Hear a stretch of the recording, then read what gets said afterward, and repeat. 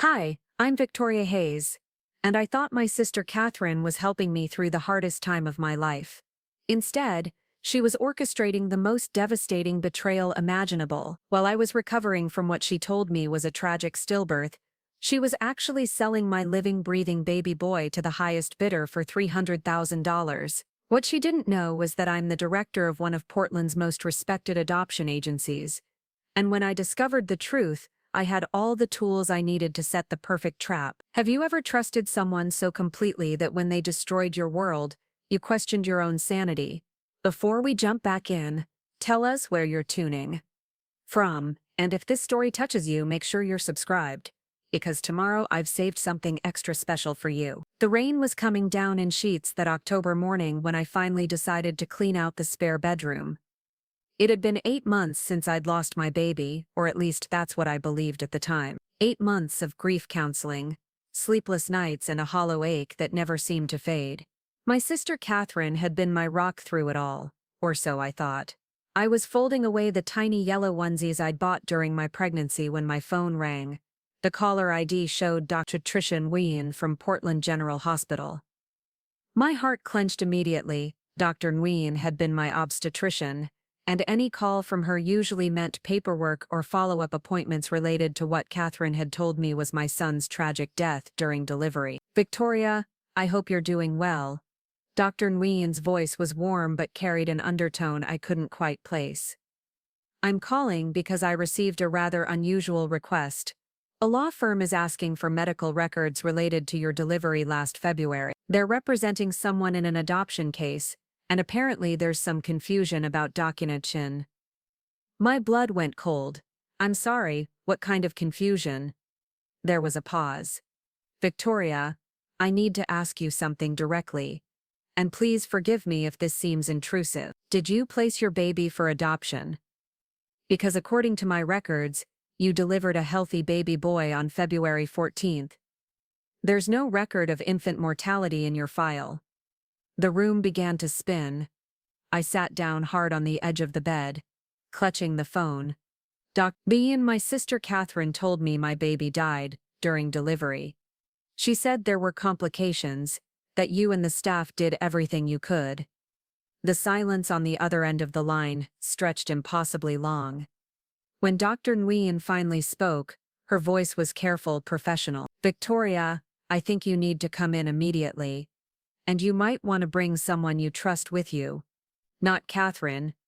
I drove to the hospital in a daze, my windshield wipers fighting a losing battle against the Oregon rain. My hands shook as I gripped the steering wheel. 8 months of mourning a baby who might still be alive. 8 months of Catherine holding me while I cried, bringing me tissues and tea and words of comfort about how sometimes God has other plans. Bean met me in her office, a small space lined with certificates and photos of the babies she'd helped bring into the world. She placed a thick manila folder on the desk between us and opened it with the reverence of someone handling evidence. "Victoria, your delivery was completely normal. Your son was born at 6:47 a.m., weighing 7 pounds, 3 ounces. He scored a 9 on his APGR test. He was perfect." She slid a photograph across the desk. It was a hospital photo of a newborn with dark hair and tiny fists. "My son alive." I stared at the photo until my vision blurred, but Catherine said, "She was in the room with me. She held my hand. She cried with me when you told us he didn't make it." Dr. Nguyen shook her head slowly. "Victoria, Catherine wasn't in the delivery room. She wasn't even at the hospital that day according to our visitor logs. You delivered your son, held him for about 20 minutes, and then you were given medication for what Catherine told the nurses was severe postpartum depression. She signed herself in as your medical proxy and said you'd requested no visitors until you were stable." The pieces began falling into place with sickening clarity. I remembered feeling groggy and confused for days after the delivery. Catherine had explained it was trauma and grief. She'd handled all the funeral arrangements, she said. She'd dealt with the hospital paperwork. She'd protected me from having to see his little body. "Where is my son now?" My voice came out as barely a whisper. Dr. Nguyen's expression was grim. That's what this law firm is trying to determine. Apparently, a couple in Lake Oswego is being investigated for fraudulent adoption practice. Their son, who they adopted privately 8 months ago, doesn't have proper documentation. The adoption agency they used has no record of facilitating the placement. I felt like I was falling down a well. What was the agency's name? Cascade Family Solutions. Have you heard of? I had indeed heard of it, but not in any official capacity. Cascade Family Solutions wasn't a licensed adoption agency in Oregon. I would know because part of my job as director of New Horizons Family Services was maintaining relationships with all the legitimate agencies in the Pacific Northwest. Cascade Family Solutions was what we in the industry called a paper mill, a fake organization used to generate official-looking documents for illegal adoptions. Dr. Nguyen, I need copies of every document, every note, every piece of paper related to my delivery and what happened afterward. She nodded and pressed a button on her desk phone. Sarah, can you please make complete copies of the Hayes file?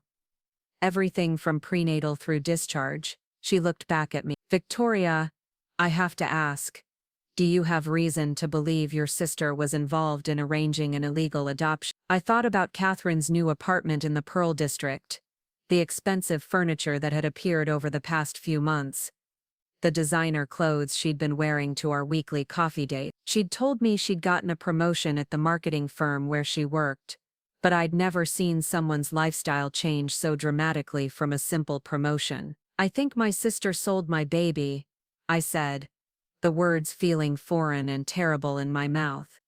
And I think I know how to prove it. That afternoon I sat in my office at New Horizons Family Services staring at a computer screen filled with databases I'd accessed thousands of times in my career. But this time I wasn't helping unite families. I was trying to find my own stolen child. James Park, my colleague and the agency's intake coordinator, knocked on my doorframe. He'd been watching me with concern since I'd returned from the hospital looking pale and shaken. Victoria, you've been staring at that screen for 2 hours. What's going on? I looked up at him. This man who'd worked alongside me for 6 years, who'd sent flowers when Catherine told him about my loss, who'd covered my caseload when grief made it impossible for me to focus. James was one of the few people I trusted completely, which made what I was about to tell him even more difficult. James, I need you to sit down. He settled into the chair across from my desk, his expression shifting from casual concern to serious attention. My baby didn't die. Catherine lied to me, drugged me, and I think she sold him through a fake adoption agency. James blinked several times, processing what I'd said. Victoria, that's not possible. I saw how devastated you were. I saw Catherine comforting you. I thought so too. I turned my computer screen toward him, showing the search results I'd been compiling. But look at this. I've cross-referenced every legal adoption that took place in Oregon between February 10th and February 20th. Of those, 34 went through licensed agencies that I have relationships with. 8 were handled by attorneys with proper credentials. The remaining 5 were private adoptions that went through the courts with full documentation. James leaned forward, studying the data. What about out-of-state adoptions? I expanded the search to Washington, California, and Idaho. Same pattern. Every legitimate adoption in that timeframe is accounted for. I opened another window on my screen. But here's what's interesting. I found 3 couples in the Portland metro area who've made large financial transactions in the past 8 months that correspond with private adoption fees. The amounts are significant.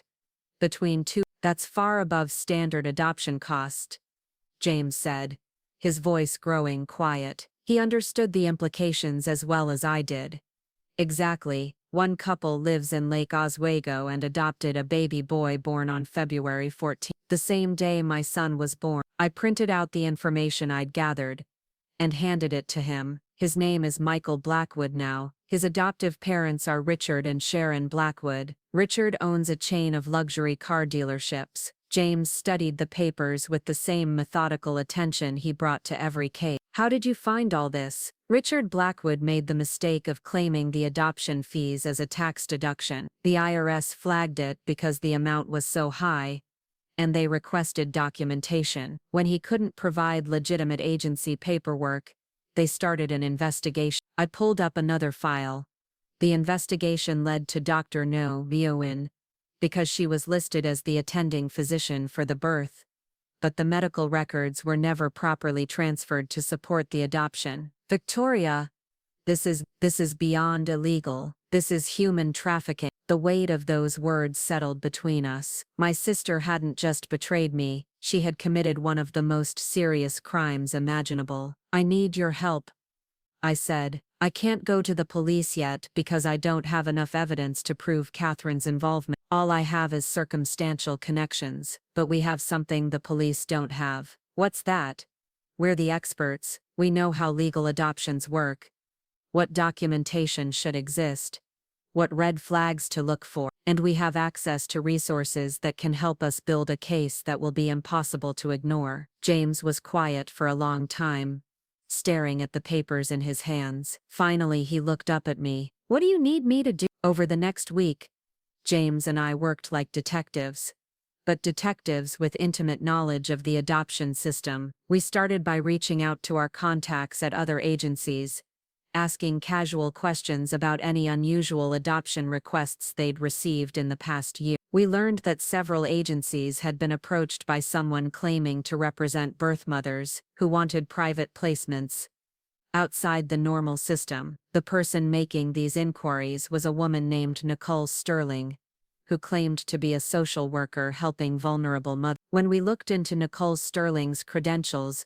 we discovered she wasn't a licensed social worker in any state. Her business address was a UPS mailbox, and her phone number was a Google Voice line. But the real breakthrough came when James remembered something. During my maternity leave, Catherine had visited the office several times, claiming she was picking up paperwork for me or dropping off thank you cards from grateful families. At the time it had seemed thoughtful. Now, it felt sinister. She had access to our client files, James said during one of our evening research sessions. She could have seen how much families were willing to pay for private adoptions. She could have learned our procedures, our language, even copied our letterhead. I felt sick thinking about it. Catherine had used my professional reputation and resources to facilitate crimes. How many other families had she targeted? How many other babies had she stolen? That night, I sat in my apartment with a glass of wine I couldn't bring myself to drink,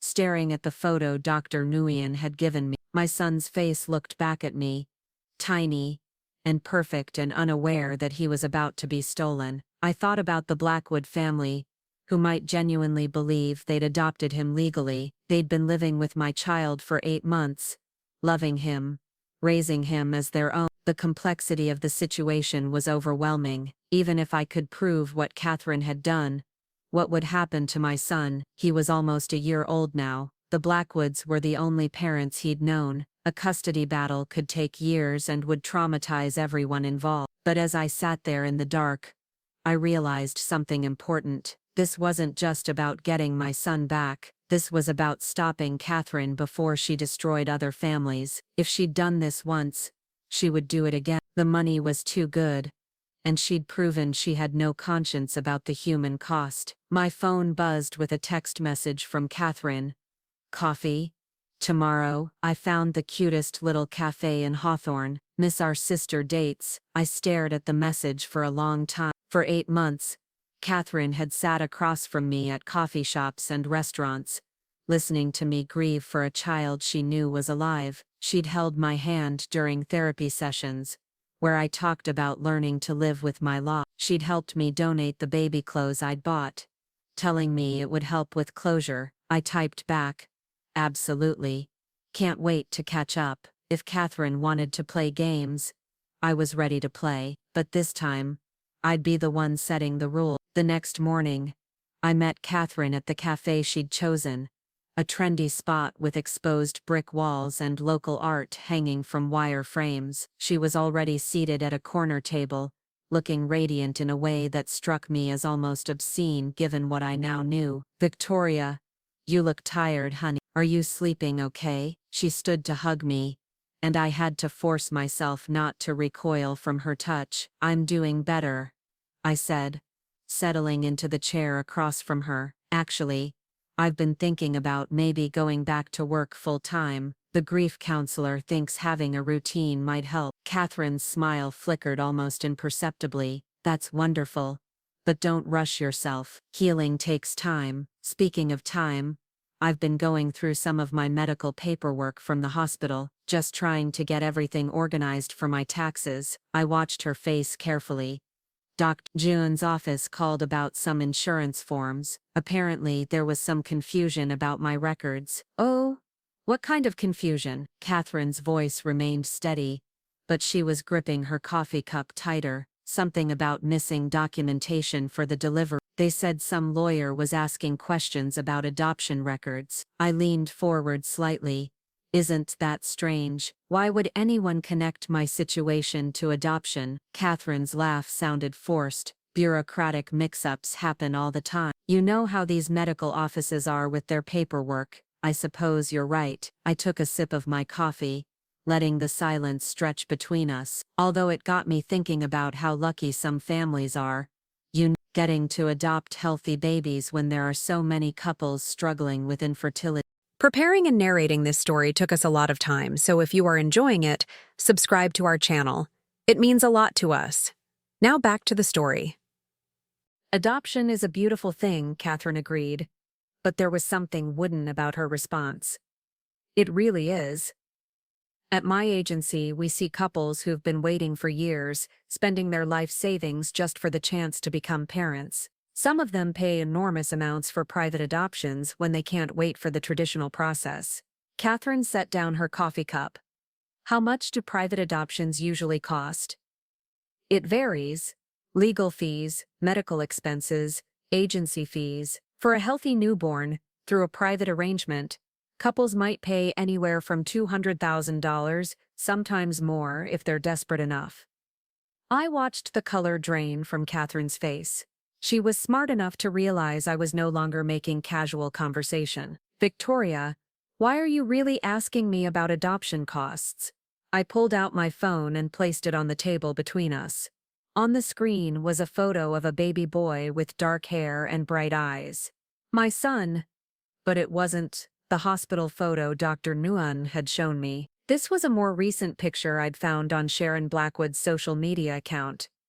He was sitting in a high chair, wearing a bib that said, "Mommy's little angel," laughing at something off camera. Catherine stared at the phone, and I watched her realize that her 8 months of lies were about to unravel. "His name is Michael now," I said quietly, though I was planning to call him Lucas. The Blackwoods seem like nice people. They post about him constantly. First steps, first words, first Christmas. All the milestones I missed because you told me he was dead. Catherine's hands were shaking now. "Victoria, I can explain. Because I've been trying to figure out how you managed to explain to yourself that drugging your sister and selling her baby was acceptable behavior." My voice remained calm. Professional even. 8 years of helping families navigate emotionally complex adoptions had taught me how to stay composed when emotions ran high. "You don't understand the situation, then help me understand." I leaned back in my chair. "Help me understand how you thought I wouldn't eventually find out. Help me understand how you've been able to look me in the eye for 8 months, while I grieved a child you knew was alive and well." Catherine looked around the cafe as if searching for an escape route. The morning crowd was thinning out, leaving mostly remote workers tapping on laptops and students studying. No one was paying attention to our conversation, but she lowered her voice anyway. "Victoria, you weren't ready to be a mother. You were working 60-hour weeks, you had no support system besides me, and you kept talking about how you didn't know if you could handle raising a child alone. So you decided for me? I found a family who could give him everything. The Blackwoods wanted a child so desperately, and they could provide opportunities you never could. He has his own nursery, a college fund, parents who are home with him instead of working all the time. and you got $300,000 for facilitating this generous gift to the black woman. Catherine's mouth fell open. She hadn't expected me to know the exact amount. How did you? I'm a professional, Catherine. This is what I do for a living. I picked up my phone and scrolled to another screen.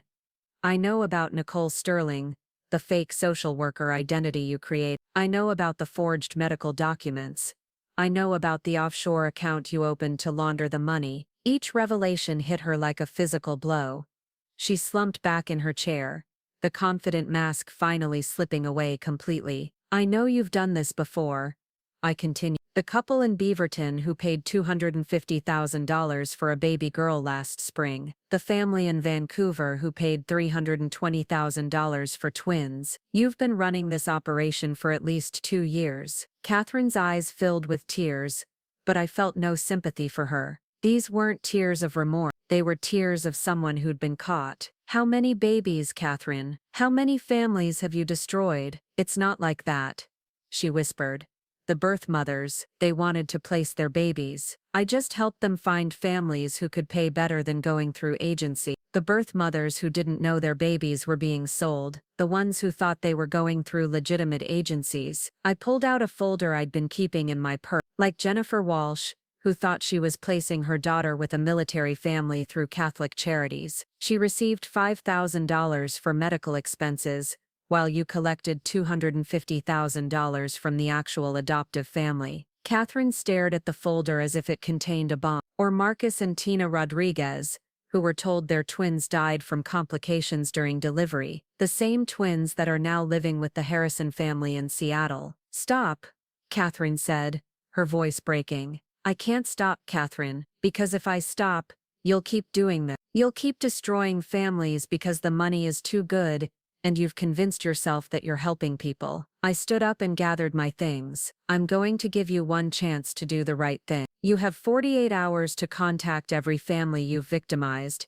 and every family who unknowingly participated in your crimes. You're going to help facilitate proper legal processes to sort out this mess, and you're going to turn yourself in to the authorities. Catherine looked up at me with a mixture of terror and defiance. And if I don't? I smiled, but there was no warmth in it. Then I'm going to use every resource at my disposal to destroy your life the same way you destroyed mine. The difference is, when I'm done, justice will be served. I walked out of the cafe and didn't look back, but as I reached my car, I could see Catherine through the window, sitting alone at our table, her head in her hands. For the first time in 8 months, I felt like I could breathe again. The game had begun, and I was finally playing to win. The 48 hours I'd given Catherine crawled by like molasses in winter. I spent them methodically building what prosecutors would later call one of the most comprehensive cases of adoption fraud they'd ever seen. Working from my home office, surrounded by case files and legal documents, I felt like a surgeon preparing for the most important operation of my career. James arrived at my apartment early Thursday morning, carrying 2 large coffees and a box of files from our office. His usually cheerful demeanor was replaced by grim determination. Over the past 2 days, he'd been quietly reaching out to contacts across the Pacific Northwest, gathering information about suspicious adoption cases that might connect to Catherine's operation. I've got news and none of it's good, he said, settling into my dining room chair and opening his laptop. Remember how we thought Catherine might have targeted other agencies for information? I found evidence she's been doing this for 3 years. He pulled up a spreadsheet that made my stomach drop. Names, dates, amounts of money, locations spanning from British Columbia to Northern California. Catherine hadn't just been running a side business, she'd been operating a full-scale criminal enterprise. The earliest case I can find is a baby girl placed with a family in Seattle, 36 months ago. The birth mother, Angela Morrison, was a 19-year-old college student who thought she was working with Northwest Family Connections to place her daughter with a young couple who couldn't have children. James highlighted the adoptive family, the Kowalskis, paid $280,000, believing they were covering medical expenses and legal fees for a complex international adoption. I studied the details, my professional mind automatically cataloging the red flags that should have been obvious. Northwest Family Connections closed down 6 months after that placement. Let me guess, They never had proper licensing. Exactly, but here's the kicker. The business address was registered to a mail forwarding service that Catherine used for at least 4 different fake agents. James clicked to another tab.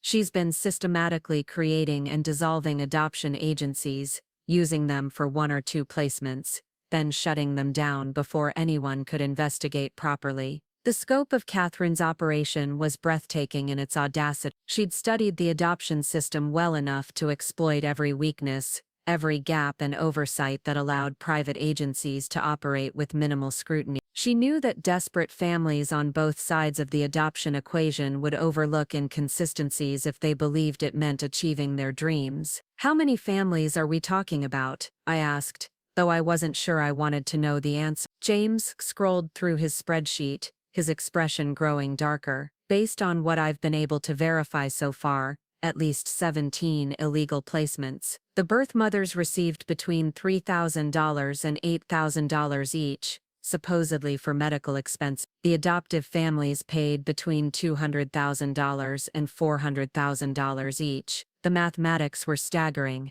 Catherine had generated somewhere between $3 and $6 million by trafficking children. Even accounting for expenses and payoffs to accomplices, she'd built a fortune on the systematic exploitation of the most vulnerable families imaginable. "There's something else," James said quietly. "3 of the birth mothers I contacted thought their babies had died during delivery. Just like what happened to you." My hands clenched into fists. The coffee cup in front of me grew cold as I processed what James had discovered. Catherine hadn't just stolen my child. She'd inflicted the same devastating grief on multiple women, then profited from their anguish. "Who else is involved? She couldn't have done this alone." James opened another file.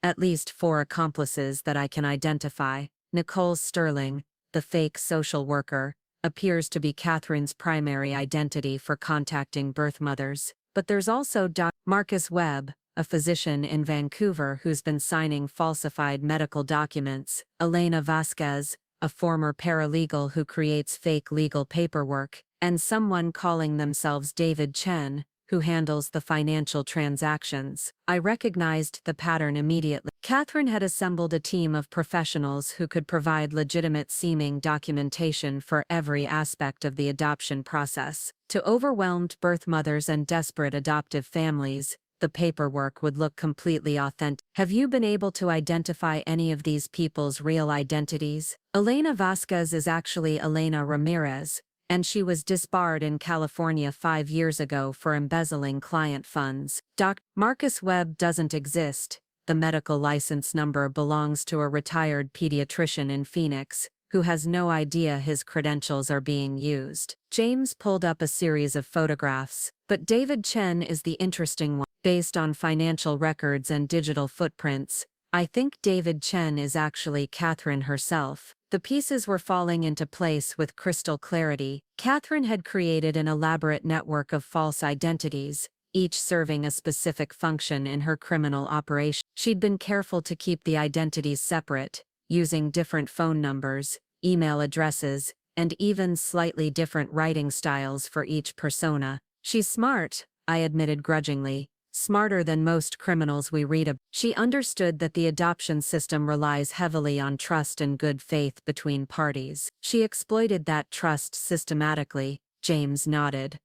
"But she made mistakes. Small ones, but enough to establish patterns. The same IP address was used to create email accounts for 3 different fake identities. The same credit card was used to rent mailboxes for 2 different agencies. And she got sloppy with the financial transfers. Several large deposits into her personal accounts happened within days of adoptive families making payment. I spent the rest of the morning reviewing every detail James had compiled, cross-referencing it with information I'd gathered independently. By noon, I had what any prosecutor would recognize as a rock-solid case, but evidence wasn't enough. I needed Catherine to incriminate herself in a way that would leave no room for legal maneuvering. That afternoon I drove to the Pearl District to visit Catherine's apartment building. I'd been there several times over the past year, always marveling at how she could afford such an expensive place on a marketing coordinator's salary. Now I understood exactly how she'd been funding her lifestyle.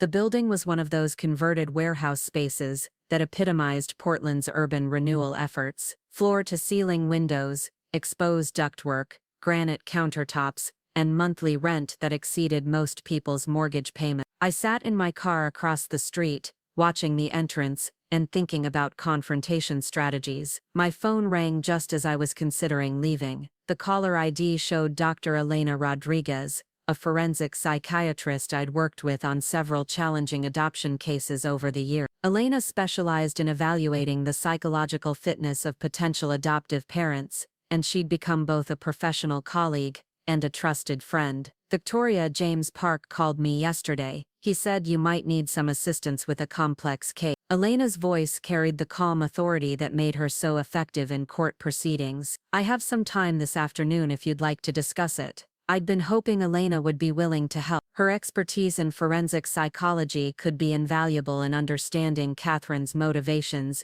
and building a profile that would help law enforcement agencies coordinate their investigation. Elena, this isn't a typical case. It's personal, and it involves criminal activity that goes far beyond adoption fraud. James mentioned that. I'm intrigued, and frankly, if someone is exploiting the adoption system for criminal purposes, I want them stopped. Elena paused. Where would you like to meet? An hour later, I sat across from Elena in her downtown office, a space that managed to feel both professional and comforting. Elena had always possessed an unusual combination of analytical brilliance and genuine empathy that made her extraordinarily effective at understanding human behavior. I spent 90 minutes walking Elena through everything I'd discovered about Catherine's operation. She listened without interruption, occasionally taking notes, but mostly just absorbing the information with the focused attention of someone accustomed to processing complex psychological patterns. When I finished, Elena was quiet for several minutes,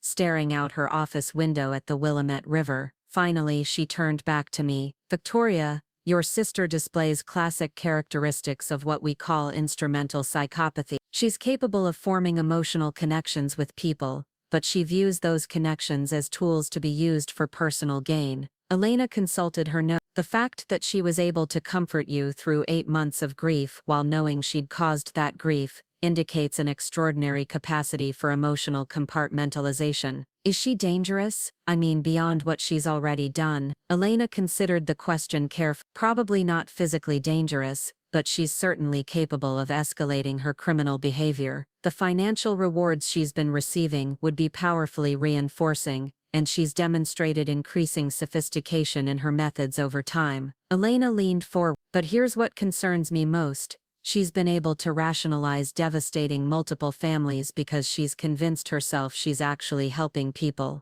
That kind of moral flexibility makes her unpredictable. What do you mean? When confronted with evidence of wrongdoing, most criminals either confess or deny everything. But someone with Catherine's psychological profile might try to manipulate the situation by portraying herself as a victim or by attempting to turn family members against each other. Elena's expression was grave. She's had 3 years to perfect her manipulation skills on vulnerable families. She'll certainly try to use those skills on you. Elena's assessment crystallized something I'd been feeling but hadn't been able to articulate. Catherine wasn't just a criminal who happened to be my sister. She was a predator who'd been practicing her manipulation techniques on me for years, long before she'd started stealing babies. How do I protect myself from that manipulation? By controlling the circumstances of your interactions with her. Don't meet with her alone, don't give her time to prepare emotional appeals, and most importantly, document everything. Elena handed me a small digital recording device. Oregon is a one-party consent state for recording conversations. Anything Catherine says to you can be used as evidence, as long as you're present during the conversation. That evening, I sat in my apartment with Elena's recording device on the table beside me, planning my next move. Catherine's 48-hour deadline had expired 6 hours ago, and she hadn't contacted me or made any effort to turn herself in. I hadn't expected her to, but I'd wanted to give her the opportunity to do the right thing. My phone buzzed with a text message from an unknown number. Victoria, this is Catherine. I'm using a different phone because I think mine might be compromised. Can we meet tomorrow? I want to make this right. I stared at the message for a long time. Even now, Even caught red-handed with evidence of her crimes, Catherine was still trying to manipulate the situation. The claim about her phone being compromised was almost certainly false. She was probably just trying to avoid using devices that might be tracked or monitored. I typed back, "Fine. Riverside Cafe on Hawthorne at 2 p.m. Come alone." Her response came back immediately, "Thank you for giving me another chance. I love you, Vic." That last line made my skin crawl. Catherine was already preparing her emotional manipulation strategy, trying to invoke our family bond to make me more sympathetic to whatever story she was planning to tell. I spent that night preparing for what I knew would be the most important conversation of my life. I reviewed every piece of evidence James and I had compiled, memorized the names and details of Catherine's victims, and practiced staying calm and focused regardless of what emotional buttons Catherine might try to push. The next morning, I met with Thomas Wright, the attorney Elena had recommended. Thomas specialized in cases involving organized crime and had extensive experience with complex fraud investigations. His office was located in one of Portland's historic buildings, all dark wood and leather-bound law books that conveyed both tradition and authority. Thomas reviewed my evidence with the methodical attention of someone who understood exactly what he was looking at. After an hour, he set down the last file and looked at me with an expression I couldn't quite read. "Victoria, this is one of the most comprehensive criminal cases I've ever seen assembled by a civilian. You've essentially done the work of an entire FBI white-collar crime unit." He gestured to the files spread across his conference table. "But I need you to understand something important. The case you've built is so strong that it's going to result in federal charges. Your sister is looking at decades in prison." "Good," I said without hesitation. Thomas studied my face carefully. "I want to make sure you've considered all the implications. Catherine is going to prison, but the legal process of sorting out the adoptions she facilitated could take years. Some of the adoptive families might lose children they've been raising for years. Some of the birth mothers might want their children back. There's going to be a tremendous amount of emotional devastation for innocent people." I'd been wrestling with these questions since the moment I'd learned the truth. The Blackwood family genuinely loved my son and had been caring for him, believing they'd adopted him legally. Forcing them to give him up would traumatize them and potentially traumatize him as well. "Thomas, if we don't stop her, she'll keep doing this. More families will be destroyed, more children will be stolen. More birth mothers will be told their babies are dead." I looked directly at him. "I can't save everyone who's already been hurt, but I can prevent future victims." Thomas nodded slowly. "All right, then we need to talk about strategy. The FBI is going to want to be involved because this crosses state lines and involves large amounts of money. But before we bring in federal authorities, we should try to get Catherine to incriminate herself in a recorded conversation." "That's exactly what I was planning to do." "Good. But Victoria, I need you to understand that once we start this process, there's no going back. Catherine will be arrested, charged and prosecuted to the fullest extent of the law. Are you prepared for that?" I thought about my son, living with a family who didn't know they'd participated in his kidnapping. I thought about the other children Catherine had stolen, the birth mothers she'd devastated, the adoptive families she'd exploited. I thought about 8 months of grieving a child who was alive and healthy and calling someone else mommy.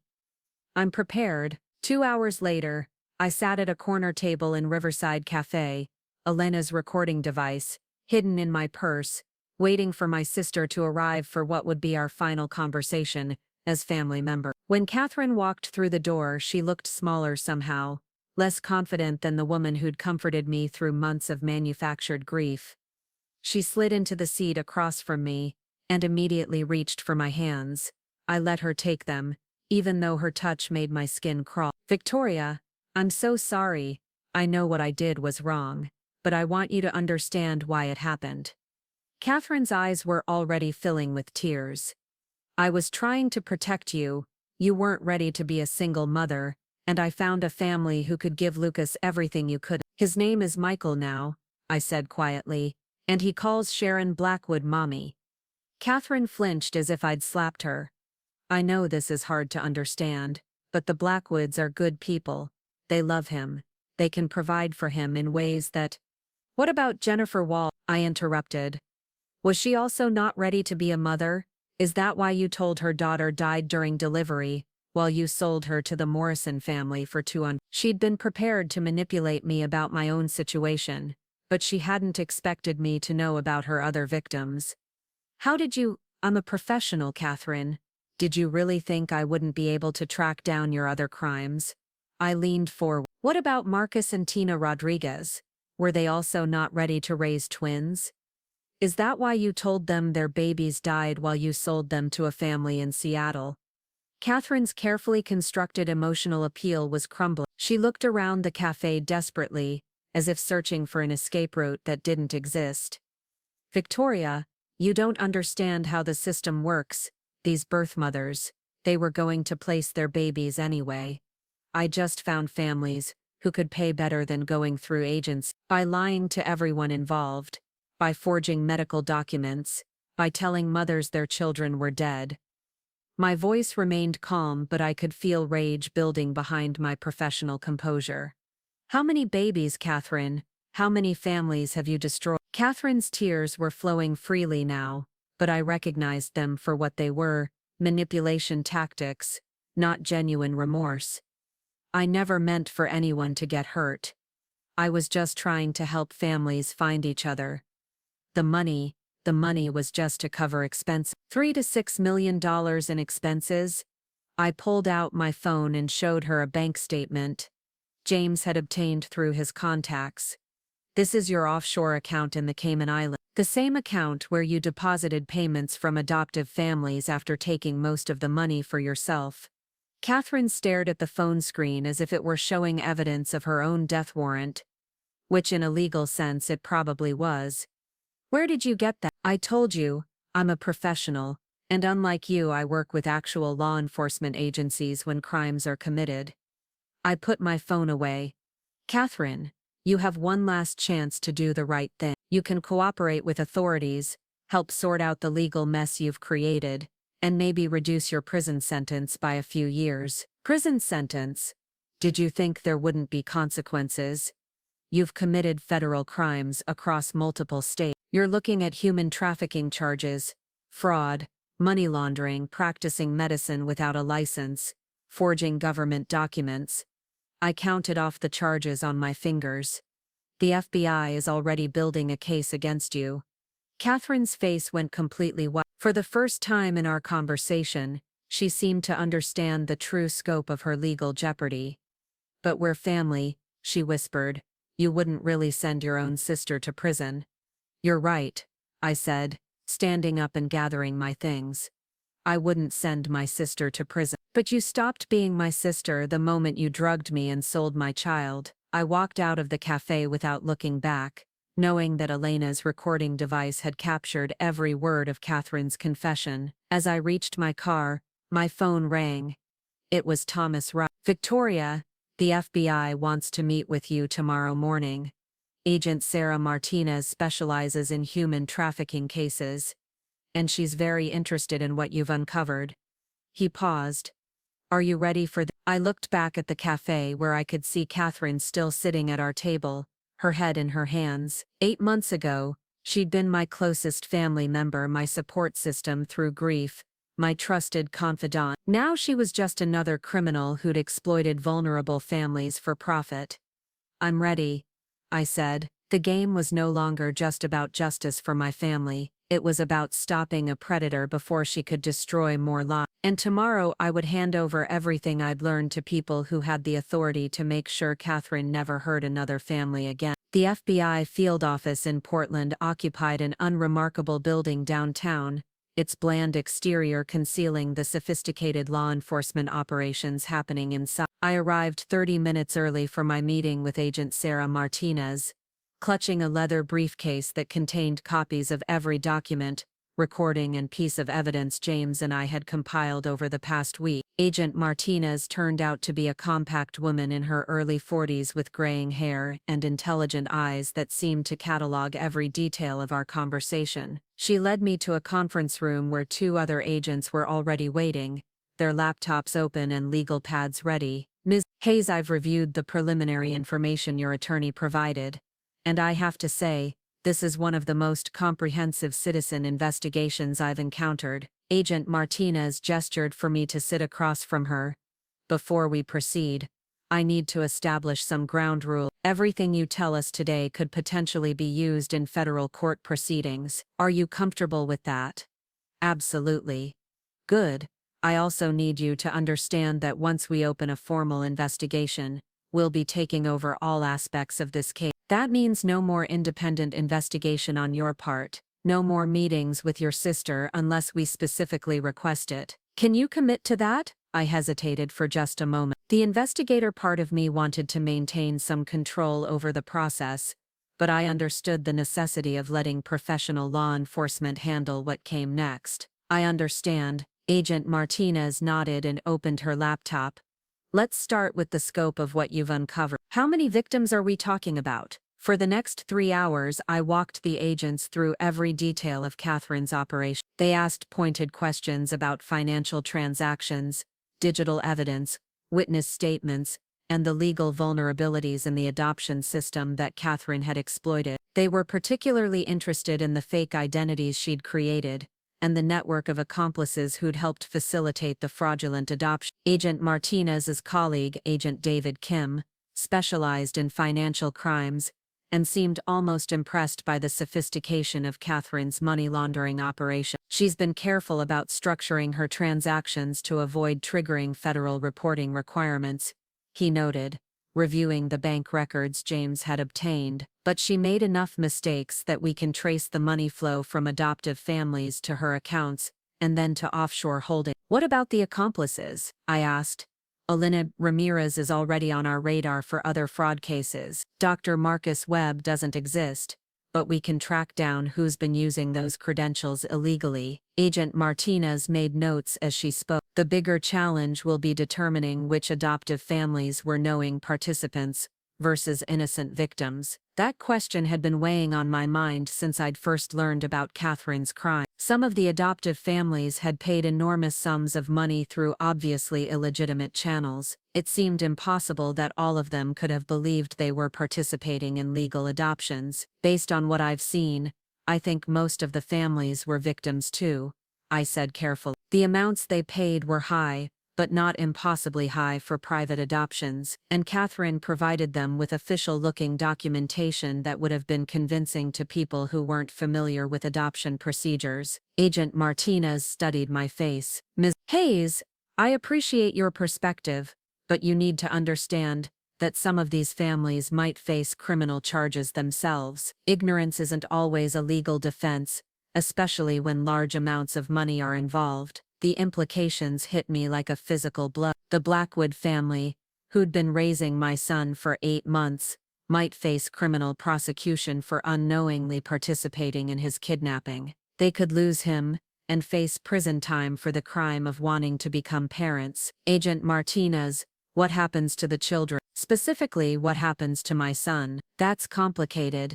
In cases like this, family courts usually prioritize the best interests of the children involved. A baby who's been with adoptive parents for 8 months has formed attachment bonds that courts are reluctant to disrupt. She paused. But the biological parents also have rights that were violated when their children were taken illegally. So there's no clear answer.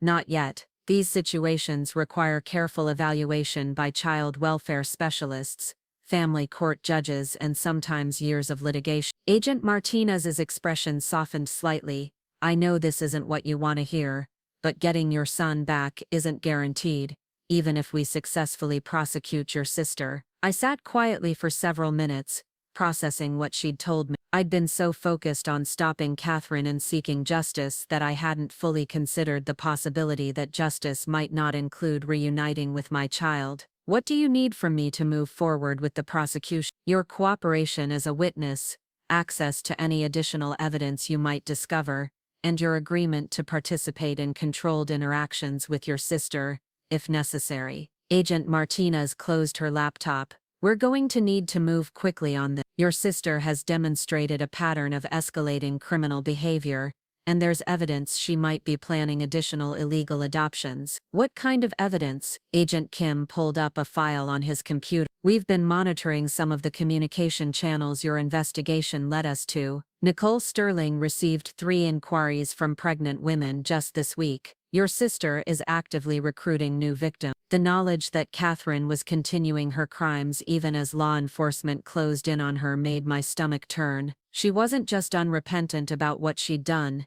she was actively working to do it again. How can I help you stop her? We need you to maintain normal contact with her for now. Don't let her know we're investigating. If she contacts you about meeting or if she tries to involve you in any suspicious activities, let us know immediately. Agent Martinez handed me a business card with her direct phone number. And Miss Hayes, I want you to be very careful. Your sister has a lot of money and potentially dangerous connections. She might view you as a threat to her operation. I left the FBI building with mixed emotion. Relief that professional law enforcement was finally involved, but anxiety about what would happen to all the families affected by Catherine's crimes. The investigation I'd started to find my stolen son had evolved into something much larger and more complex than I'd anticipated. That afternoon, I returned to work at New Horizons Family Services for the first time since learning the truth about Catherine. James had been covering my caseload, but I needed the normalcy of helping legitimate families navigate the adoption process. I also wanted to review our agency's security procedures to ensure that no one else could exploit our systems the way Catherine had. Dr. Patricia Nguyen called just as I was settling into my office. She'd been fielding inquiries from other medical professionals who'd discovered similar irregularities in their records. Victoria, I've been contacted by 3 other physicians in the Portland area who found evidence of forged medical documents using their credentials. Her voice carried a mixture of anger and concern. It appears your sister's operation was even more extensive than we initially realized. How extensive? Based on what we're seeing, she may have facilitated illegal adoptions involving doctors in Oregon, Washington, California, and British Columbia. The scope is international. Dr. Nguyen paused.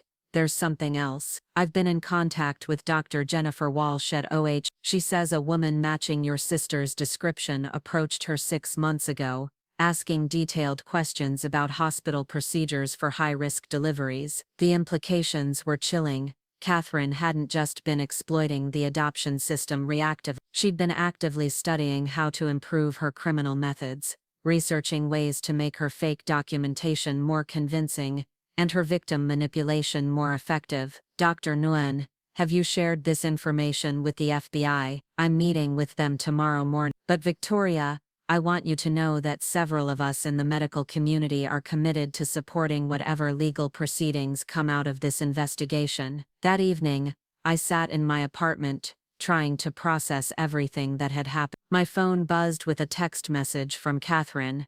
Vic, I've been thinking about our conversation yesterday. Can we talk tonight? I have something important to tell you. I stared at the message for several minutes before calling Agent Martinez. She wants to meet tonight, I told her. Should I agree? Yes, but we're going to monitor the conversation. Can you suggest a public location where we can position surveillance? Riverside Park. There's a covered pavilion with good sightlines and multiple exit routes. Perfect. Meet her there at 8 p.m. Wear this. Agent Martinez would later provide me with a small wireless microphone. And remember, your goal is to get her talking about her operation. Ask questions that will prompt her to incriminate herself further. 2 hours later, I walked through Riverside Park toward the pavilion where Catherine was already waiting. The evening was unusually warm for Portland in October, and families were still playing on the nearby playground equipment. The normalcy of the scene contrasted sharply with the gravity of what I was about to do. Catherine stood when she saw me approaching. She'd been crying recently, and her usually perfect appearance was disheveled in a way that might have generated sympathy if I hadn't known what she'd done. Victoria, thank you for coming. I wasn't sure you would after yesterday. You said you had something important to tell me. Catherine looked around nervously, as if she suspected we might be under surveillance. Which of course, we were. I want to make things right, but I need your help. The people I was working with, they're not the kind of people you just walk away from. Her voice dropped to a whisper. They're threatening me, Vic. They say if I don't continue providing them with babies, they'll hurt our family. It was a masterful manipulation attempt. Catherine was trying to reframe herself as a victim rather than the architect of a criminal enterprise. She was also testing whether I'd believed her previous claims about working with dangerous criminal organizations. What people, Catherine? Give me names. I can't. You don't understand how these organizations work. They have connections everywhere. Police, courts, even federal agencies. Catherine grabbed my arm. But if we work together, we can find a way out of this. You have connections in the legitimate adoption community. You could help me transition these cases to legal agencies. You want me to help you continue trafficking children. It's not trafficking. These are legitimate adoptions that just happen to be processed through unofficial channels. Catherine's voice was rising, and she caught herself looking around again. The families love these children. The birth mothers wanted to place them. The only difference is that normal agencies couldn't handle the specific needs of these situations. What about the birth mothers who were told their babies died? Catherine's expression flickered with something that might have been genuine emotion, but it passed so quickly I couldn't be sure. That was a mistake. A few cases where the circumstances were too complicated to explain properly. She leaned forward intently. But Victoria, most of the birth mothers knew exactly what was happening. They wanted their babies to go to families who could provide better lives than they could. Even if that were true, which it isn't, you still committed fraud by forging medical documents and creating fake agencies. Those were just paperwork problems. The important thing is that children found loving homes with families who wanted them desperate. Catherine was becoming more animated as she spoke, revealing the twisted logic she'd used to justify her crimes. Do you know how many couples wait years to adopt through legitimate agencies? How many children end up in foster care because the system is too slow and bureaucratic? So you decided to fix the system by stealing babies and selling them to the highest bidder. I provided a service that brought families together more efficiently than the traditional system allows. Catherine's voice carried a note of pride that made my skin crawl. I eliminated the red tape, the waiting lists, the arbitrary decisions by social workers who don't understand what families really need. I could hear Agent Martinez's voice through my earpiece, prompting me to ask specific questions about the financial aspects of Catherine's operation. How much money are we talking about, Catherine? How much have you made from these efficient family services? Catherine hesitated, clearly recognizing that the conversation had shifted into dangerous territory. The money was never the point. Most of it went to cover medical costs, legal fees, travel expenses for birth mothers, payments to facilitate the connections between families. $3 million in expenses. Catherine's face went pale. How do you know that number? Because I've been investigating your operation for the past week. I know about the offshore accounts, the fake identities, the network of accomplices you've been working with. I leaned back against the pavilion railing. I know about Elena Ramirez, the disbarred paralegal who's been creating your fake legal documents. I know about the fake medical credentials you've been using to sign birth certificates and death certificates. Victoria, you don't understand what you're interfering with. These people I work with, they're not going to just let this go. Catherine's manipulation was becoming more desperate. If you expose this operation, they'll come after our entire family. Mom, Dad, even you. What people, Catherine? Give me names, phone numbers, addresses. Help me understand who I should be afraid of. I can't.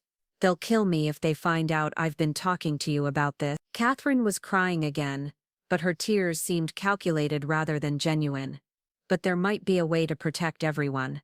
If you could help me set up a legitimate adoption agency, we could gradually transition the illegal operations into legal ones.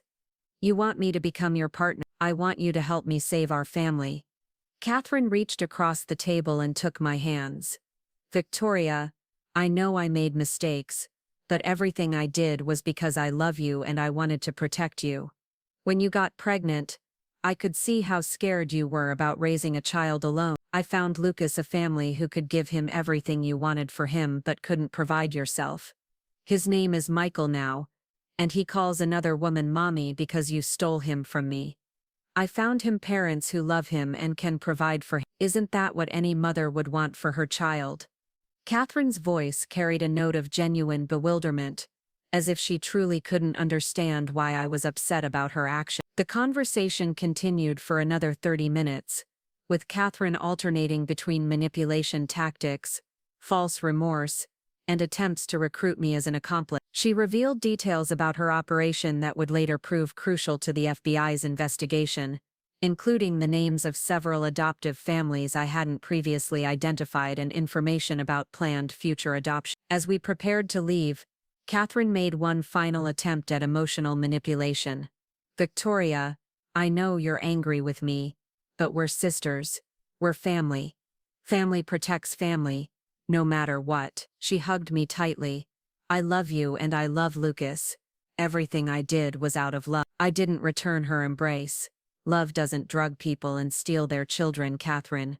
Love doesn't lie to grieving mothers about their dead babies. Love doesn't exploit desperate families for profit. Someday you'll understand that I was trying to help everyone involved. No, Kath, someday you'll understand that what you did was evil. I walked away from the pavilion without looking back, knowing that Agent Martinez and her team had recorded every word of our conversation. Catherine had provided them with enough evidence to support federal charges for human trafficking, fraud, money laundering, and conspiracy. My phone rang before I reached my car. It was Agent Martinez. Outstanding work, Miss Hayes. She gave us everything we need to move forward with arrests. There was satisfaction in her voice. We'll be taking your sister into custody tomorrow morning. What happens next?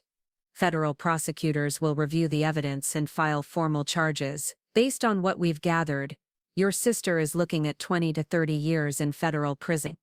Agent Martinez paused. There's something else. We've identified the location where she's been storing forged documents and other evidence of her crimes. We'll be executing search warrants simultaneously with her arrest. I sat in my car for several minutes after ending the call, processing the fact that Catherine would be arrested within hours. Despite everything she'd done, despite the magnitude of her crimes, she was still my sister. The woman who'd taught me to ride a bike, who'd helped me through my first heartbreak, who'd been my maid of honor at my wedding, but she was also the woman who'd stolen my child and destroyed multiple families for profit. She'd manipulated my grief and exploited my trust in ways that would have been unimaginable just a week ago. My phone buzzed with one final text message from Catherine. Thank you for listening tonight. I know we'll find a way through this together. Sisters forever. I deleted the message without responding. Tomorrow Catherine would be in federal custody, and the legal process of unraveling her criminal enterprise would begin. But tonight I needed to go home and begin the emotional process of accepting that the sister I'd loved and trusted for 32 years had never really existed at all. The call came at 6:30 in the morning. Agent Martinez's voice was crisp and professional, cutting through the fog of restless sleep that had plagued me since my conversation with Catherine. It's done. We arrested your sister 45 minutes ago at her apartment. She's currently being processed at the federal courthouse. There was a pause. She asked for you. I sat up in bed, my heart racing despite having expected this moment.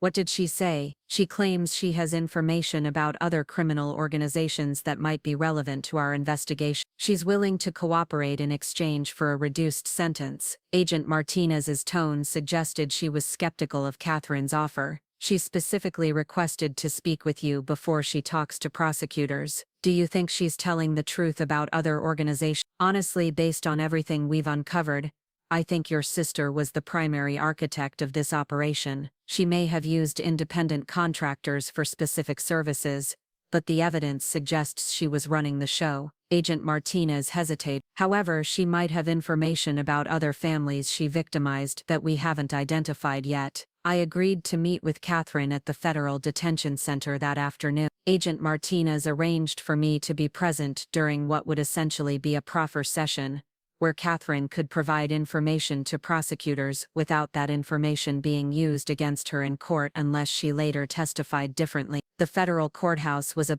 imposing concrete structure that seemed designed to make visitors feel the weight of government authority. I passed through multiple security checkpoints before being escorted to a small conference room where Catherine sat handcuffed to a metal chair, wearing an orange jumpsuit that made her look smaller and more vulnerable than I'd ever seen her. She looked up when I entered, her eyes red from crying but still sharp with the intelligence that had made her crimes so sophisticated. "Victoria, thank you for coming. I wasn't sure you would after everything that's happened. I'm here because the FBI thinks you might have information that could help other victims." I sat across from her at the metal table. "This isn't a family visit, Catherine." Her expression flickered with something that might have been hurt, but it passed quickly. "I understand. You're angry with me, and you have every right to be." She leaned forward as much as her restraints allowed. "But I need you to know that everything I did was because I genuinely believed I was helping people." Agent Martinez, who was observing from the corner of the room, gave me a subtle shake of her head. Catherine was still trying to manipulate the situation, even from federal custody. "Tell me about the other families," I said directly. "How many children did you steal?" Catherine flinched at the word steal, but she began talking in a way that suggested she'd been rehearsing her confession. "There were 23 successful placements over 3 years, but Victoria, these weren't kidnapped. These were private adoptions that happened to be processed outside the traditional system." She paused, watching my face. Most of the birth mothers knew exactly what was happening. They wanted their babies to go to families who could provide better lives than they could. Agent Martinez stepped forward. "What about the birth mothers who were told their babies died during delivery?" That was only in cases where the circumstances were too complicated to explain properly." Catherine's voice grew quiet. "Some of the birth mothers were very young, or they had drug problems, or they were in abusive relationships. Telling them their babies died was actually protecting them from having to make difficult decisions." The twisted logic was breathtaking. Catherine had convinced herself that traumatizing women with fake grief was somehow merciful compared to allowing them to make informed choices about their own children. "How much money did you make from these 23 adoptions?" I asked. The money was never the primary motivation. Most of it went to cover legitimate expenses. Catherine rattled off a prepared explanation about medical costs, legal fees and travel expenses that I knew was largely fabricated, but I did retain some funds to compensate myself for the risk and complexity of coordinating these arrangements. Agent Martinez consulted her notes. "Our financial investigation shows you retained approximately $4 million over 3 years. That averages to more than $170,000 per adoption." Catherine's prepared explanation faltered. "There were other expenses I haven't mentioned. Security costs, insurance, payments to medical professionals who helped facilitate the documentation." "You mean bribes to corrupt doctors and lawyers?" "I mean compensation for professionals who were willing to work outside the traditional system to help families." The proffer session continued for 3 hours, with Catherine providing details about her operation that would later prove crucial to the FBI's investigation. She identified several accomplices we hadn't previously known about, including a social worker in Vancouver who'd been helping recruit birth mothers and a lawyer in California who'd been creating fake adoption paperwork. But Catherine also revealed something that made my blood run cold. She'd been planning to expand her operations significantly. "There's a network of adoption agencies in Eastern Europe that specialize in international placements. They were interested in partnering with me to bring European children to American families." Catherine spoke as if she were discussing a legitimate business venture. "The profit margins would have been much higher because American families pay premium prices for international adoptions." Agent Martinez leaned forward. "You were planning to traffic children internationally." "I was planning to facilitate international adoptions that would have benefited everyone involved. European orphanages are overcrowded, and American families want children. I would have been providing a service that connected families across borders by stealing children from their birth families and selling them to the highest bidder." Catherine's expression hardened. by creating opportunities for children to have better lives than they would have had otherwise. The session ended with Catherine providing a list of adoptive families she'd worked with, along with details about the children they'd received and the amounts they'd paid. Some of the information contradicted what she'd told us earlier, and Agent Martinez made it clear that prosecutors would be verifying every detail before considering any plea arrangements. As we prepared to leave, Catherine made one final attempt to appeal to me personally. "Victoria, I know you hate me right now, but I want you to know that placing Lucas with the Blackwood family was the hardest decision I've ever made." Her voice broke slightly. "I love that little boy, and I wanted what was best for him. Richard and Sharon Blackwood are good people who can give him opportunities we never had growing up. His name is Michael now, and he's been stolen from his biological mother for 8 months. I stood to leave. Whatever happens to him next, it's because of choices you made, not because of what was best for him. Victoria, please, I'm still your sister." I looked at her for a long moment.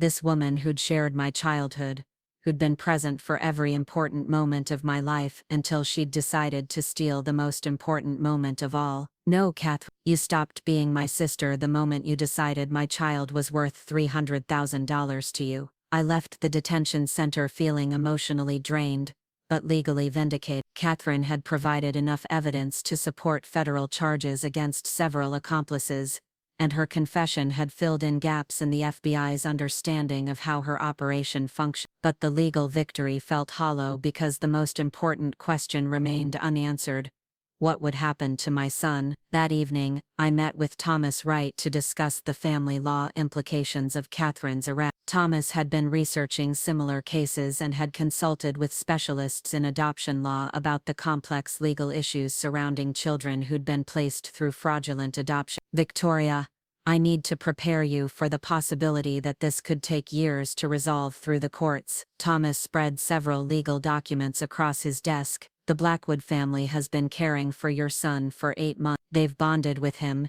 and they genuinely believe they adopted him legally. A family court judge will have to balance your rights as his biological mother against his best interests as a child who's formed attachment bonds with his current caregivers. What are the possible outcomes?" Several scenarios. The court could order immediate return of your son to you, but that's unlikely given his age and the length of time he's been with the Blackwoods. Thomas consulted his notes. More likely, the court will order supervised visitation, while child welfare specialists evaluate the situation. Eventually, there might be a gradual transition back to your custody, or the court might order joint custody arrangements. What about the worst-case scenario? Thomas hesitated. It's possible, though unlikely, that the court could decide your son's best interests are served by remaining with the Blackwood family permanently. If the judge determines that removing him from the only parents he's known would be traumatic, they might terminate your parental rights and formalize the Blackwoods' adoption. The possibility that I might never get my son back, even after exposing Catherine's crimes, was devastating. I'd spent weeks building a case against my sister, but the legal system might ultimately decide that justice for me wasn't worth disrupting the life of a child who'd been illegally placed with a loving family. "Thomas, what can I do to improve my chances?" "Document everything. Show the court that you're a stable, capable parent who can provide a loving home. Consider family counseling to help you process the trauma of this situation. Be prepared for the possibility that the best outcome for your son might involve the Blackwood family remaining part of his life, even if you regain custody." Over the following weeks, as Catherine's case wound through the federal court system, I found myself in the surreal position of following news coverage of my own family's destruction. The local media had picked up the story, and Catherine's arrest had generated significant attention because of the scope of her crimes and the number of families affected. The Portland Tribune ran a front-page story headlined, "Local Woman Orchestrated $1 Million Baby Trafficking Ring," complete with photographs of Catherine being led away in handcuffs. The article included interviews with some of the families she'd victimized, including Jennifer Walsh, whose daughter had been sold to an unsuspecting family in Seattle. Reading about other families' experiences with Catherine's operation was both validating and heartbreaking. Jennifer Walsh described the devastating grief of being told her daughter had died during delivery, followed by the overwhelming joy of learning she was actually alive and healthy. But she also talked about the complex emotions of knowing her daughter had been living with another family who loved her and considered her their own child. "I don't know what's going to happen next," Jennifer told the reporter. "I want my daughter back, but I also don't want to traumatize her by taking her away from the only parents she's ever known. It's an impossible situation." The article also included a statement from the Blackwood family's attorney, who maintained that his clients had believed they were participating in a legitimate private adoption. The Blackwoods themselves declined to be interviewed, but their attorney indicated they were cooperating fully with the investigation, while also preparing to fight for custody of the child they'd been raising as their son. "Agent Martinez called me 2 weeks after Catherine's arrest to provide an update on the broader investigation. We've arrested 4 of your sister's accomplices, including Elena Ramirez and the doctor who'd been using fraudulent credentials." Her voice carried satisfaction. "Catherine has been cooperating with our investigation, and we've been able to identify several additional victim families." "What about the international trafficking she mentioned? That appears to have been mostly planning rather than actual crime." "We found evidence that she'd been in contact with individuals in Romania and Ukraine about potential partnerships, but no children were actually trafficked internationally." Agent Martinez paused. "However, we did discover that she'd been planning to expand her operations significantly. If we hadn't stopped her when we did, she might have victimized dozens of additional families." The knowledge that Catherine had been planning to expand her crimes reinforced my conviction that exposing her had been the right decision, regardless of the personal cost. But it also made me realize how many families might have been destroyed if I hadn't discovered the truth about my son's disappearance. "Agent Martinez, what's the timeline for Catherine's trial?" "Federal prosecutors are preparing charges that could result in 30 to 40 years in prison. If she pleads guilty and continues cooperating, she might be able to negotiate that down to 20 to 25 years. Agent Martinez's tone suggested she didn't think Catherine deserved any consideration. But even with cooperation, she's looking at spending the rest of her productive adult life in federal prison. That evening, I sat in my apartment looking at the most recent photo I'd found of my son on Sharon Blackwood's social media account. He was almost a year old now,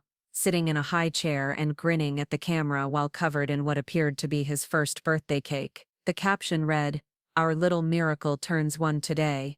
We're so grateful for every moment with our precious Mike." The photo was simultaneously heartwarming and heartbreaking. My son looked happy and healthy, clearly loved by the family who'd been raising him, but he was also a stranger to me, a little boy who'd been living a life I knew nothing about while I'd been grieving his supposed death. I wondered if he would ever know that his first birthday party had been attended by people who'd unknowingly celebrated the anniversary of his kidnapping. I wondered if he would ever understand why his biological mother hadn't been there to watch him take his first steps or speak his first word. Most of all, I wondered if I would ever have the chance to explain to him that I'd never stopped loving him, even when I'd believed he was dead. My phone rang, interrupting my thoughts. The caller ID showed a number I didn't recognize. "Ms. Hayes, this is Richard Blackwood.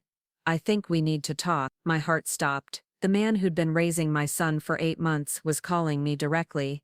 "Mr. Blackwood, I wasn't expecting to hear from you. I imagine not, but I've been thinking about this situation, and I believe we need to have a conversation before the lawyers and judges make decisions for all of us." His voice was calm but carried an undercurrent of emotion. "Would you be willing to meet with my wife and me? Not as adversaries but as people who care about the same little boy." I agreed to meet the Blackwood family the following afternoon at a neutral location.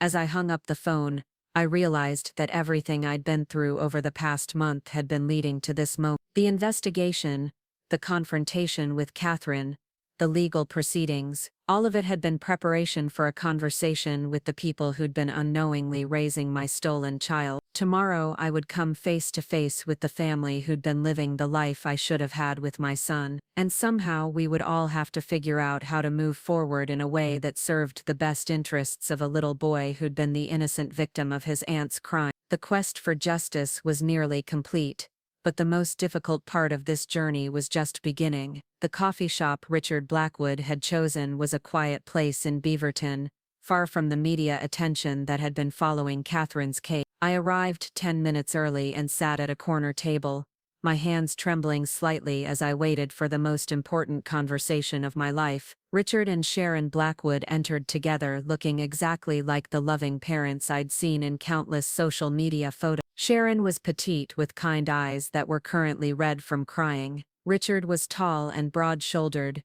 the kind of man who probably coached Little League and helped with homework. They looked like the perfect family, except for the fact that they were raising my stolen child. "Ms. Hayes," Richard said, extending his hand, "thank you for agreeing to meet with us." Sharon sat across from me, her hands folded tightly in her lap.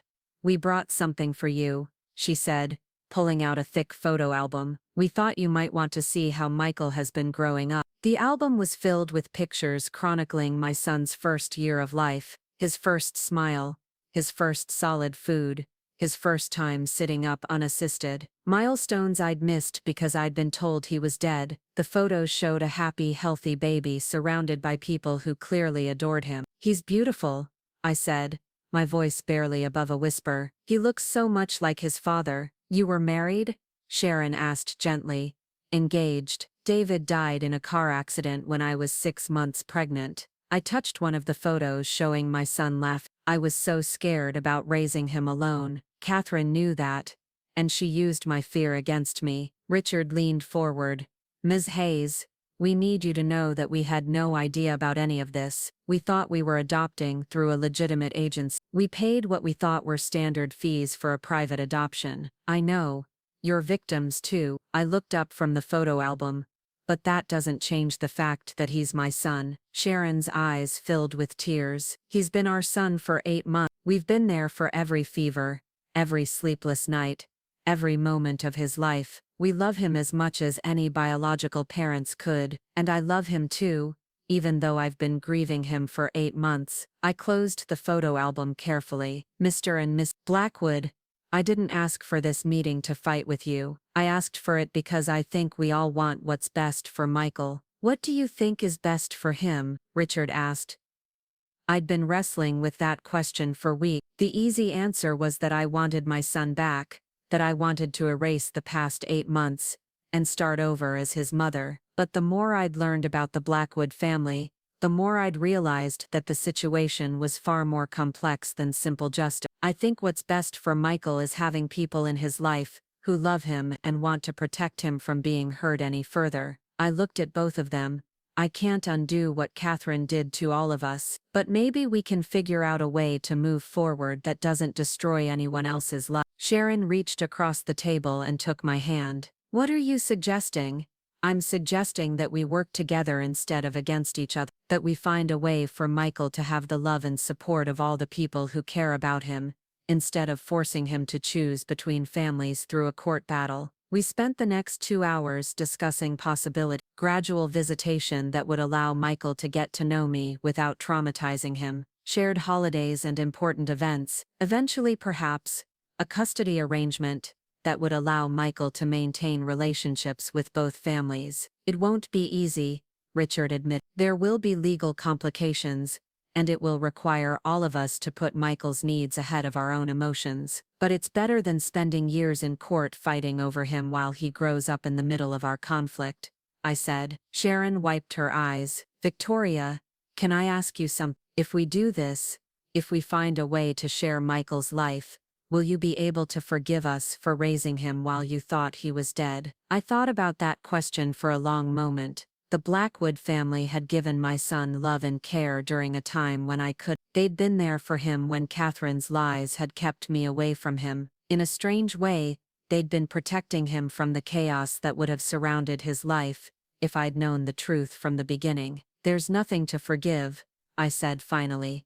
"You loved him when I could. That's not something to apologize for." Over the following months, we worked with family counselors and attorneys to develop a plan that would allow Michael to transition gradually into having relationships with both families. The process was complicated by the ongoing legal proceedings against Catherine, but eventually, we were able to reach agreements that satisfied the family court. Michael's first meeting with me was supervised by a child psychologist in a comfortable playroom designed to feel non-threatening. He was 13 months old by then, walking steadily and beginning to say his first words. He looked at me with curious eyes that were unmistakably mine, but he clung to Sharon when I tried to approach him. "It's okay," I told him softly. "I'm Victoria.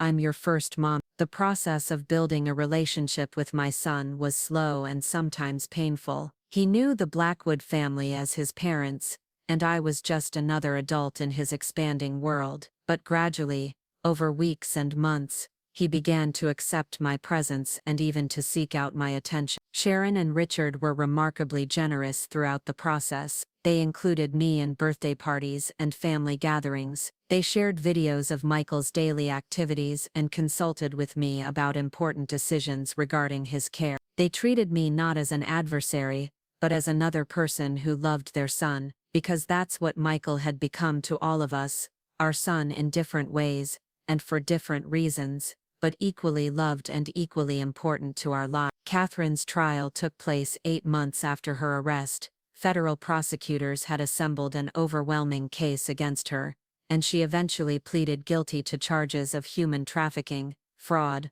money laundering, and conspiracy. The judge sentenced her to 25 years in federal prison without the possibility of parole. I attended the sentencing hearing, sitting in the gallery with several other families. Catherine had victimized. When the judge asked if I wanted to make a victim impact statement, I stood and walked to the podium. "Your Honor, Catherine Hayes stole my child and told me he was dead. She exploited my grief and trauma for 8 months while profiting from my loss. But her crimes extend far beyond what she did to me personally." I looked at Catherine, who was sitting at the defendant's table in handcuffs. She systematically destroyed families, traumatized birth mothers, and exploited the dreams of couples who wanted to become parents. She turned one of the most sacred human experiences, the formation of families, into a criminal enterprise. Catherine looked up at me with tears in her eyes. Even at her sentencing, she was still trying to manipulate the situation with displays of emotion. "I don't expect my statement to influence your sentencing decision,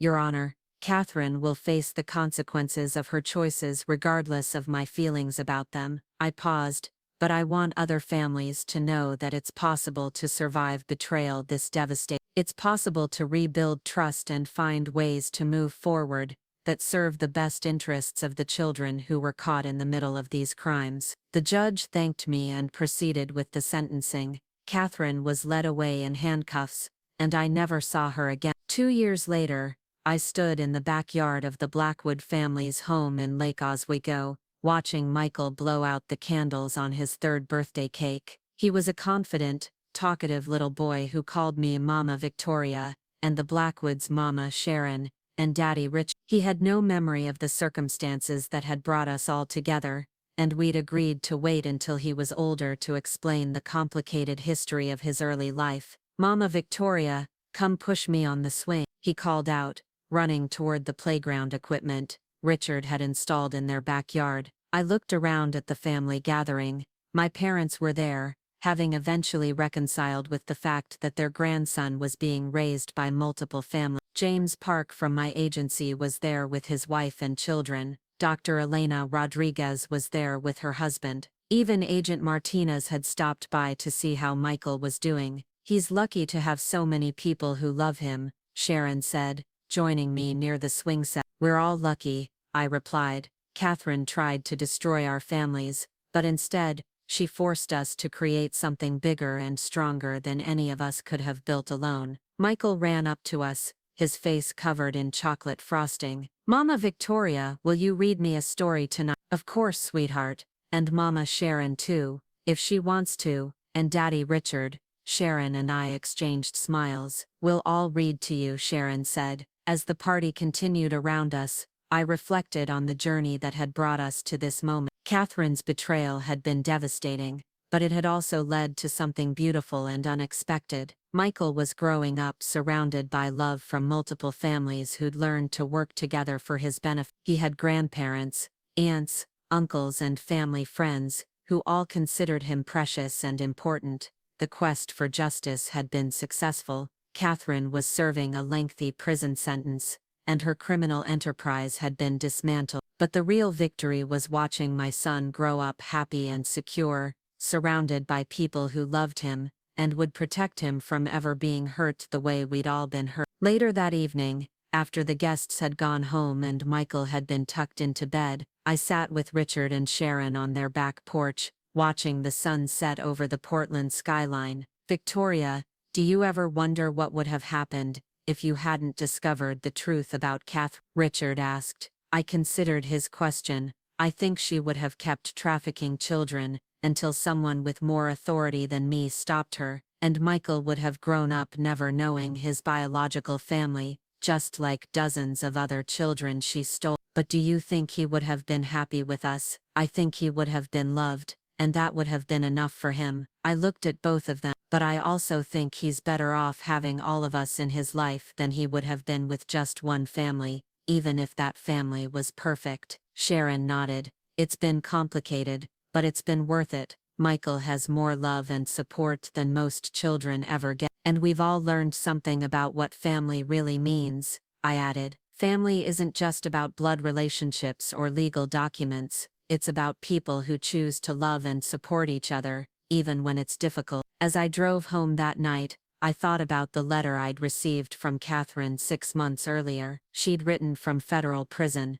expressing what she claimed was genuine remorse for her crimes. She'd asked for forgiveness and claimed she'd found religion during her incarceration. I'd thrown the letter away without responding. Some betrayals are too deep to forgive, and some relationships are too damaged to repair. Catherine would spend the next 2 decades in prison, and I would spend that time watching my son grow up surrounded by people who'd proven that love was stronger than the evil she'd tried to inflict on our family. The story that had started with devastating betrayal had ended with unexpected redemption, not because Catherine had been punished, but because the people she'd tried to destroy had refused to let her crimes define the rest of their lives. We'd taken the broken pieces of our families and reassembled them into something stronger and more beautiful than what had existed before. Michael would grow up knowing that he was loved by many people who'd fought to protect him from the consequences of his aunt's crime. He would learn that families come in many forms,